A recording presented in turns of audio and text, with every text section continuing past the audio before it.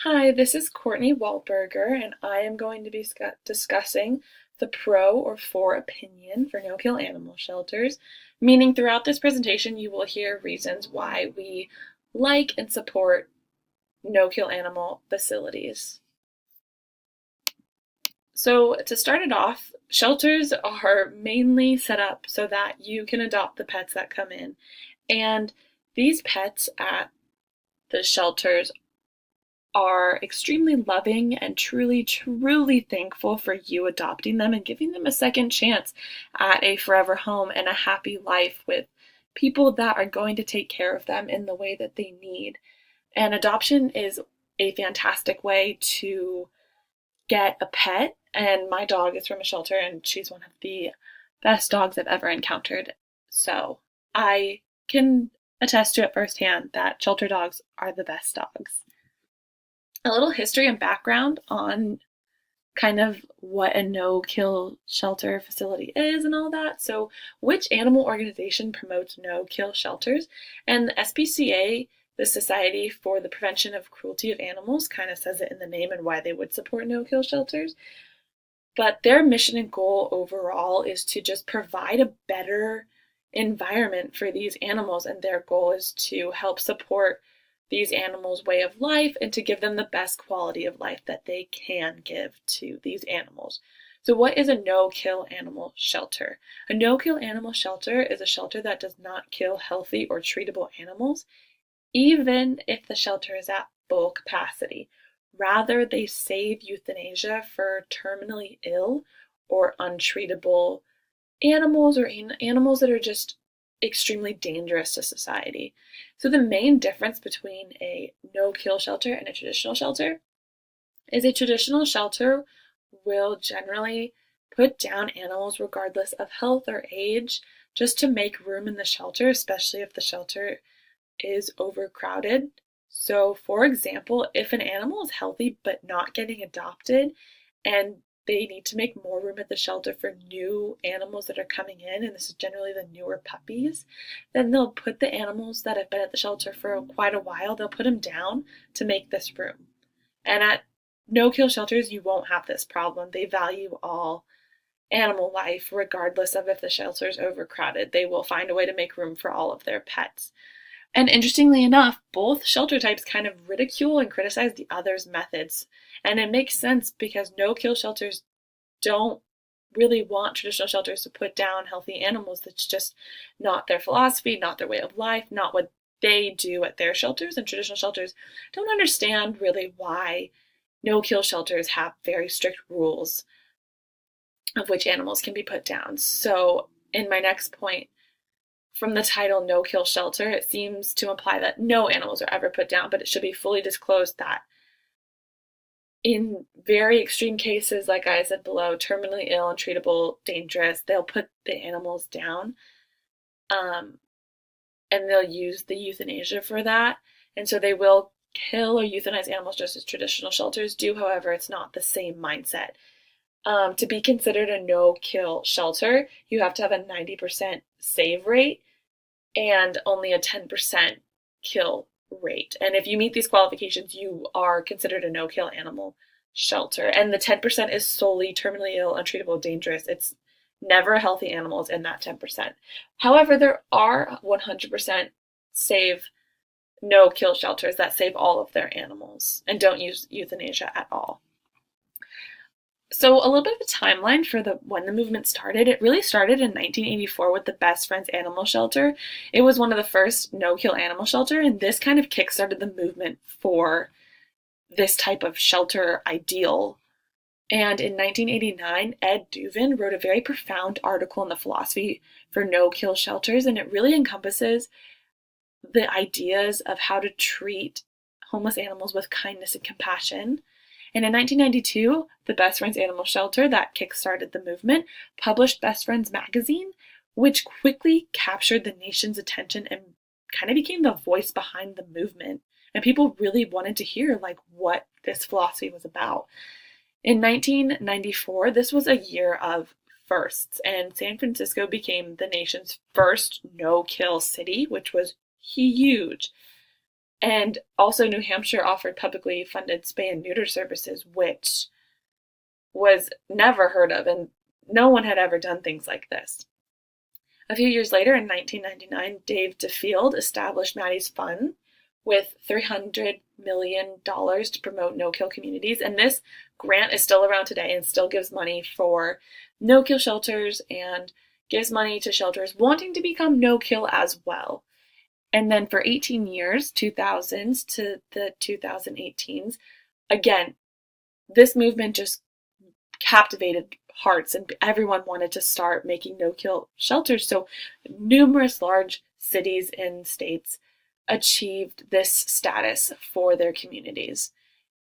But I think the biggest takeaway from this, what happened this past year, so for the first time on record, the total number of dogs and cats killed in American shelters for a given year had dropped below the 1 million mark to about 800,000. And this was published by Best Friends magazine. And this was outrageous because in 1984, 17 million animals were being killed in American shelters, which is just an astounding number to look at. And then on the side, I mentioned in the slide above how I have the SPCA's mission, visions, and values, so you can look at them there. So something I ask you to consider is, why is there even a debate for pro or against, and which side should you be on, and all that, and where does the problem really exist, and who's to blame? Well, through my research, I've discovered a few points, and it's kind of the reasons why these shelters are so overcrowded, and there is a debate for this altogether. And it's one of them is overpopulation of puppy breeding, not spaying and neutering, dog fighting, owner neglect, and owner surrendering. So a lot of times, these pets are subjected to conditions they never signed up for, and they didn't want these things, and it's not their fault, and they shouldn't have to suffer, the uncertainty of traditional shelters being euthanized or put down. And the no-kill shelter really provides a safe place for these animals who are just, harmless and sweet, loving, and really just want a second chance. So why you should choose no-kill shelters, I made a pro and cons list. As you can see, there are definitely a lot more pros to why you should accept no-kill shelters. And the first one is that no-kill shelters do not kill old or unadoptable pets. Rather, they save euthanasia for terminally sick or dangerous pets. It can be seen animals in no-kill shelters have more energy and are relatively healthier and younger. No-kill shelter prides itself on its ability to provide a safe place for these lost and homeless animals. No-kill dedicates their efforts in saving pets' lives, not ending them. There's no stigma on no-kill shelters. I've never heard anyone say anything really bad about a no-kill shelter. And again, they value all animal life. Some of the cons, however, is they do accept rarely on a conditional basis. So if the animal is too sick, too dangerous, or there just maybe isn't enough room, then they may not be accepted, but this is very rare. Also, no-kill shelters sometimes won't provide spaying, neutering, medical attention, or shots to certain animals, and these animals really are the ones that might be euthanized.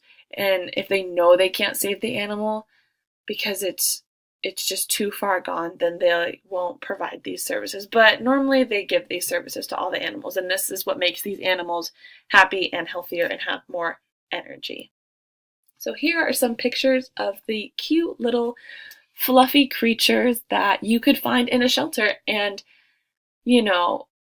some of the hardships is that sometimes you go in, but you can't get an animal, but the sweet face, it's just like looking at you and saying, please adopt me. But you don't have to worry about not adopting at these shelters because you know that these animals will still be around maybe the next time you come when you have money to adopt. So some of the cultural and sociological importances of no-kill shelters and just kind of what they do altogether for the community. And I listed 10 reasons. So the first is adoption guarantee.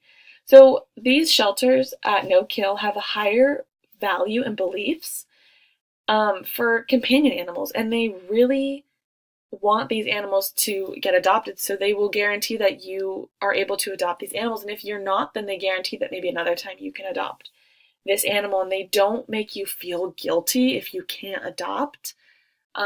Saying things at like traditional shelters that, well, oh, they might not be here next week, or something like that.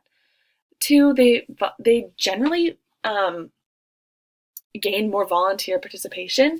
One, because volunteers connect with these animals, they love these animals, and they know that the next time they come, that animal that they love and they want to see have a home will have a home. It won't be put down or something the next time. Like at a traditional shelter, the chance of the animal being put down is very high.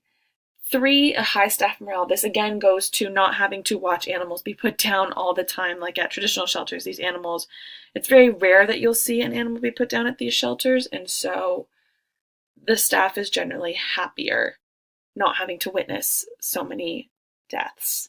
Four, more community support. A lot more fundraising and community involvement comes with these shelters because these pets are happy and healthy and loving. And people want to support animal life. I've never heard someone, say they support animal euthanasia.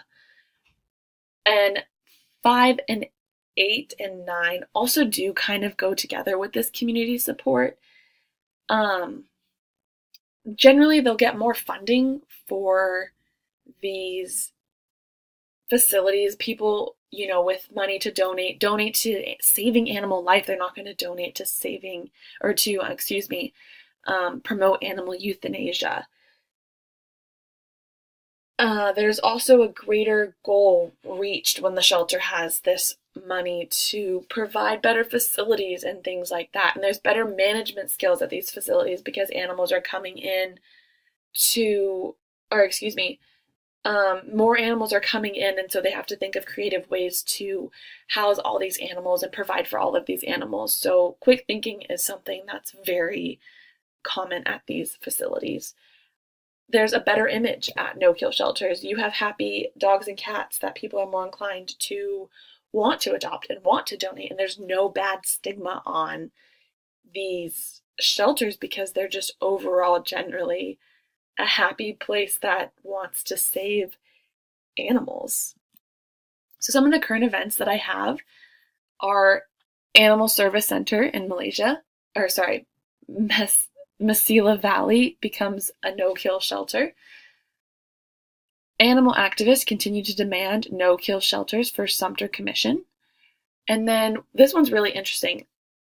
They transformed a very high kill shelter to a no-kill shelter, which is huge because that can be very difficult. And I have listed below the name of a no-kill animal shelter in Fresno. It's called the Animal Valley Center. I have their website and their address, so if you want to check that out, feel free to. I looked at their animals, and they're super cute and loving, and it was just a very well put together site and a very well established organization. So here is a very interesting statistics of if you look the dog and cat death rate percentages, and then individually the dog and cat's death rate. So there are more death rates for cats than dogs, which I found extremely interesting. So now we are going to have Chris go over the summary for the opinion in case you're still not sure if you are pro or against no-kill animal shelters. So, in summary, there are 4 real reasons why we are for no-kill shelters. One is being no-kill shelters provide a safe place for animals to have a second chance at a forever home. The second would be no-kill shelters save euthanasia for animals that are extremely ill or dangerous. Unlike traditional shelters, they do not kill healthy animals. 3 would be generating overall better morale within the animal community. People feel better about themselves when they support animal life. 4 would be animals at no-kill shelters are better cared for than animals at traditional shelters. Now, you can consider things like, if you had to pick a shelter for your healthy pet, would you leave them at a no-kill shelter where they could live out their life, or would you leave them at a traditional shelter with the possibility of being killed because of overpopulation at that shelter. It ends up becoming a kind of morale thing. And here I've listed our works cited.